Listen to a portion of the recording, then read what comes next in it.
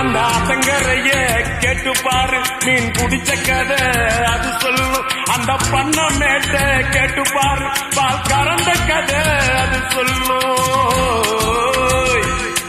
அந்த சொலக்காட்ட கேட்டு பாரு, ஜோடி பிடிச்ச கதை அது சொல்லும். அந்த டூரிங் டாக்கிஸ கேட்டு பாரு, படம் பார்த்த கதை அது சொல்லும். கர்ணம் போட்டு கண்ணத்துல குதிச்ச நினைவுகள் மலருது, மனசுக்குள் குளிருது.